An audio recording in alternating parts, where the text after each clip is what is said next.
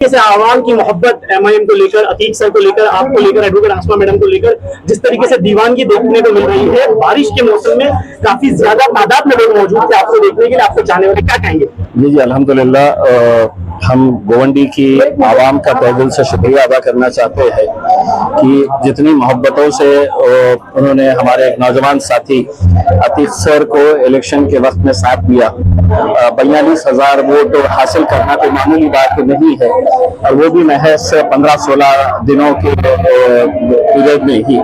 तो हम बहुत दिनों से सोच रहे थे कि गोवंडी की आवाम के पास जाना, उनका शुक्रिया अदा करना, और अतीक सर भी बहुत पीछे लगे हुए थे, एडवोकेट आसमा भी मेरे पास आई थी, और ये जितने भी जिम्मेदारान हैं मजलिस के, उनकी सबकी ख्वाहिश थी कि हमने आके यहाँ पर आवाम से मुखातिब हो।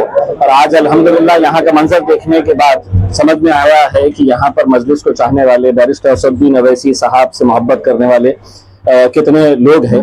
इंशाअल्लाह हमने महाराष्ट्र का जो इलेक्शन का हमारा कैंपेन है, आप ये समझ लीजिएगा कि हमने उसकी शुरुआत गोवंडी से आज की है, और इसी तरह के जलसे अलग अलग शहरों के अंदर, मुंबई में अलग अलग मुख्तलिफ इलाकों के अंदर भी होते रहेंगे।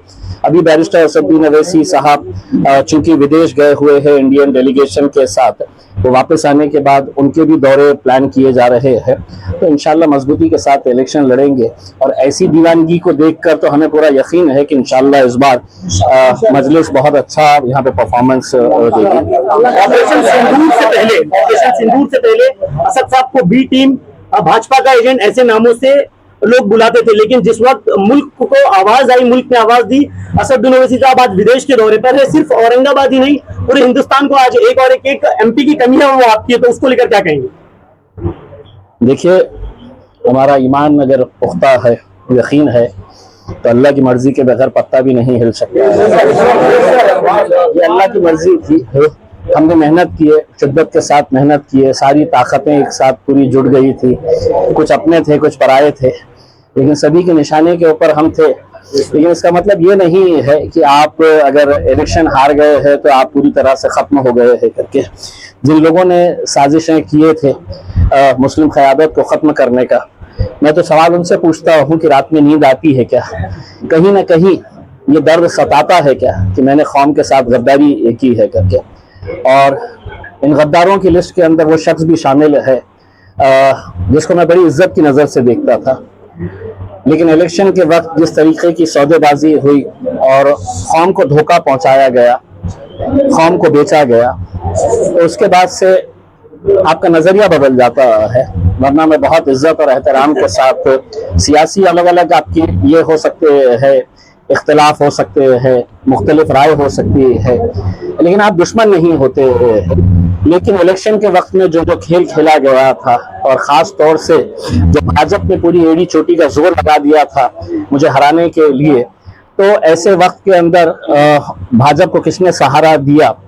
मैं समझ सकता हूँ कि इलेक्शन लड़े, हर एक को लड़ने का इख्तियार है, लेकिन एक शख्स 92,000 वोट ले रहा है, 90,000 वोट ले रहा है, और दूसरा शख्स हराने के लिए जो खड़ा किया जाता है उसे सिर्फ 5,000 वोट मिलते हैं, और जीत और हार का फैसला महज 2,000 वोटों का होता है। तो आपको समझ लीजिएगा कि आप कितने हजारों लाखों लोगों के आंसुओं का सबब बने हैं। सर, तो ये अल्लाह सब देखता है। सर, आज आपने आसमा मैडम के वार्ड से अतीक सर की कॉन्स्टिट्यूंसी से शुरुआत की है, तो आने वाले आगामी कॉर्पोरेशन के चुनाव को लेकर एमआईएम की क्या तैयारी और कितने जोश से शुरुआत हो रही है? देखिए, अल्हम्दुलिल्लाह हम तो पहले ही मैंने ऐलान कर चुका हूं कि महाराष्ट्र का हर इलेक्शन, चाहे वो महानगर पालिका हो, नगर पालिका हो, जिला परिषद हो, पंचायत समिति हो, हम पूरे के पूरे इलेक्शंस इंशाअल्लाह लड़ेंगे, क्योंकि अब हमें अपनी ताकत का एहसास हो रहा है। आवाम को ये समझ में आ रहा है कि ये सभी एक ही थाली के चट्टे बट्टे हैं। कोई अपने आप को सेक्युलर कहता है, कोई लाल टोपी पहनकर घूमता है, लेकिन हर एक के अंदर कॉमन ये है कि हर एक खाकी के साथ जुड़ा हुआ है। ये हर एक की आइडियोलॉजी जो है ये आरएसएस के साथ जुड़ी हुई है, मिली हुई है, इसीलिए आए दिन हमें निशाना बनाया जाता है।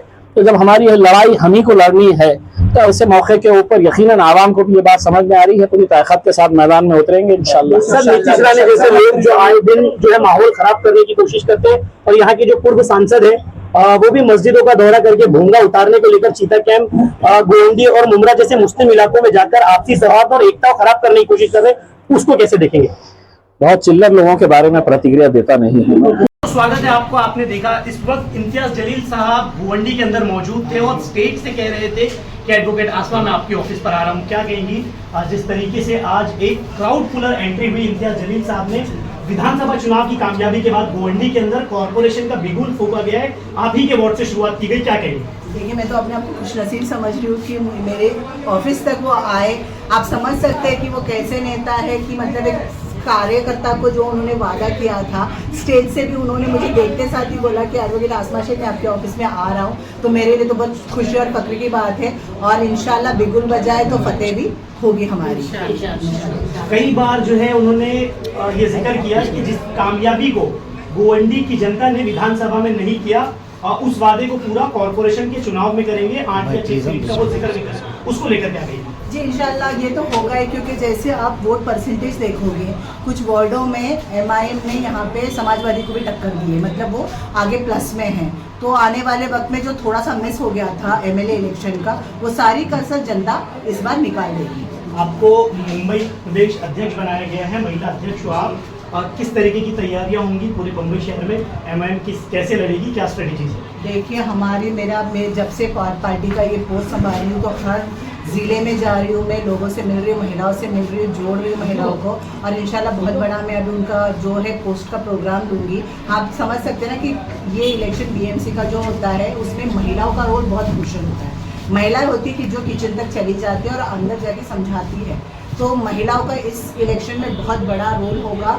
और मैं इसीलिए अपनी जो मेरी सिपाहियाँ हैं उनको मैं तैयार कर रही हूँ, ताकि वो इलेक्शन में हम इस बार टक्कर देंगे और जीतेंगे और बहुत सारे वार्ड स्पेशली आपके वार्ड से शुरुआत की गई है। पूरे बम्बई में बहुत सारे वार्ड्स हैं, 227 वार्ड्स में से स्पेशली आपके वार्ड को चुना इम्तियाज जलील साहब ने, जो महाराष्ट्र अध्यक्ष है, मुंबई प्रदेश अध्यक्ष है, तो उसको लेकर आवाम को क्या मैसेज करेंगे अवार्ड की? स्पेशली आवाम को उन्होंने जो बोलना है, आप सबने देखा है कि कैसी स्पीच दी है उन्होंने ऑपोजिशन की, तो मुझे लगता है कि आज रात से नींद हराम हो जाएगी, नींद खत्म, उल्टी गिनती शुरू हो जाने वाली है।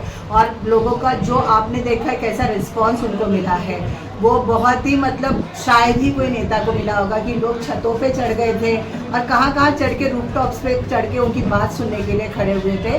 तो ये बहुत, और मैं अपने आप को बहुत ही लकी समझ रही हूँ कि मेरे वार्ड से उन्होंने ये जो मैसेज पब्लिक को दिया। मेरा काम चल रहा है, लोगों के बीच में मैं डेली चल रही हूँ, कुछ ना कुछ मुद्दा है, वाटर गटर मीटर का हर एक मुद्दा, चाहे वो एजुकेशन से रिलेटेड हो, चाहे वो हेल्थ से रिलेटेड हो, चाहे वो इलेक्ट्रिसिटी से रिलेटेड हो, पुलिस से रिलेटेड हो, मैं तो हर बार आती हूँ, लोगों के बीच में कुछ ना कुछ काम करती हूँ। और उनको भी इस बात की, उन तक भी बात पहुँची है कि मेरा वर्क क्या हो रहा है, तो उन्होंने यहाँ पे प्रोग्राम लिए, मैं उनकी बहुत तहे दिल से शुक्रिया। दोस्तों, आपने देखा कि समाजवादी पार्टी के आमदार के सामने जिस तरीके से एमआईएम ने चुनाव लड़ा, 42,000 वोट मिले एमआईएम के कैंडिडेट को। अब उसकी सीधी शुरुआत नगर सेवक के चुनाव में देखे जा रहे हैं। स्पेशली गोवंडी के इन 8 और 6 वार्डों पर स्पेशल टारगेट देखा जाएगा और जिस तरीके से मुकाबला होगा वो कड़ा मुकाबला समाजवादी और एमआईएम के बीच में होगा। आने वाले वक्त के रिजल्ट्स देखते हैं, लेकिन इस वक्त एमआईएम के कार्यकर्ताओं में इम्तियाज जलील ने काफी जोश भरकर गए हैं। ऐसी खबरों के लिए बने रहिए कैमरामैन समीर के साथ में फवाद शेख।